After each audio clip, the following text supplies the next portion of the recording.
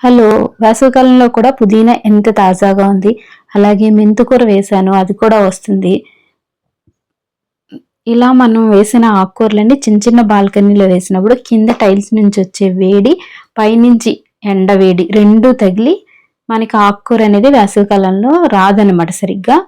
వేసవికాలంలో కూడా మనకు ఆకుకూర గాని అంతా రావాలి అంటే తప్పనిసరిగా మనం నీడ కోసం ఏదో క్లాత్‌ని అయితే వాటికి అడ్డుగా వేయాలి. లేదా గ్రీన్ మ్యాట్ అని ఏసుకోవచ్చు. ఏప్రిల్, మే 2 నెలల కోసం గ్రీన్ మ్యాట్లు అలాంటివి కొనాల్సిన అవసరం ఉండదు. జస్ట్ ఇలాంటి పాత క్లాత్‌లు ఏదైనా ఏస్తే సరిపోతుంది. అలాగే ఉదయం, సాయంత్రం తప్పనిసరిగా వాటర్ అనేది పొయ్యాలనమాట. అక్కడ చెమ్మచెమ్మగా ఉన్నా కూడా మట్టి మనం కంపల్సరీగా పొయ్యాలి. ఈరోజు శంకు పూలు కూడా చాలా వచ్చినియి. చిన్న కుండీలో ఏసినా ఒక 6 పూలు వరకు వచ్చినియి. సో వీటితో టీ చేసుకుందాము. ఇది బాడీకి చాలా మంచిదనమాట. లోపల ఉన్న వ్యర్థాలన్నిటిని కూడా బయటికి పంపించి మనకి క్లీన్ చేస్తుందనమాట లోపల బాడీ అంతా. దీనివల్ల చాలా ఆరోగ్య ప్రయోజనాలు ఉన్నాయి. ఎన్ని రకాల వీడియోస్ ఉన్నాయి ఈ పూలతో చేసిన టీ అనేది.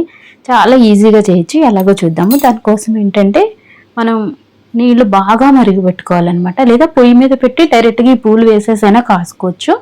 లేదు అంటే ఇలా కెటిల్ ఉంటే కనుక ఇలా కూడా చేసుకోవచ్చు. ఈ వెనకాల ఉన్న తొడుములను అయితే తీసేస్తున్నాను ఫస్ట్ నేను. ఇది యాంటీ ఆక్సిడెంట్గా పనిచేస్తుంది కాబట్టి ఎవరైనా తాగొచ్చు.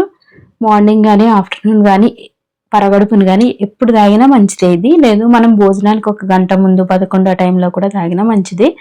సో ఫస్ట్ అయితే డస్ట్ ఉంటుంది కాబట్టి ఆ పువ్వులను అనేది ఒకసారి క్లీన్ చేస్తున్నాను నేను. తర్వాత వాటర్ అంతా తీసేసి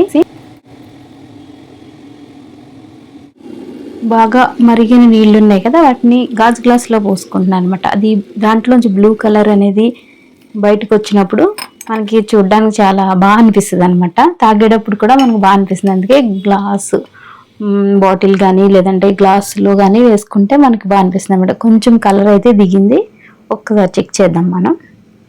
ఇవి ఎండబెట్టి పౌడర్ చేసి ఆయుర్వేదం షాప్స్లో లేదంటే కొన్ని షాప్స్లో సూపర్ మార్కెట్స్లో కూడా దొరుకుతున్నాయి. అలా కాకుండా మనకి ఇలా తాజాగా కనుక మన పెరట్లో ఉంటే వాటిని యూజ్ చేసుకుంటే ఇంకా మంచిది.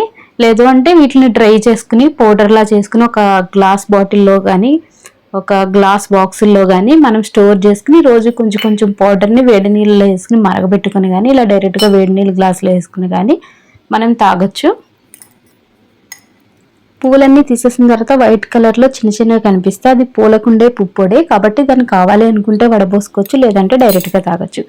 ఇది చూసిన తర్వాత నాకు మంచి ఐడియా వచ్చింది. హోలీకి కలర్స్తో ఆడుకుంటూ ఉంటారు కదా, ఇలాంటి న్యాచురల్ కలర్స్తో ఉండే వాటర్ని యూజ్ చేస్తే ఎలాంటి హెల్త్ ప్రాబ్లమ్స్ రావు.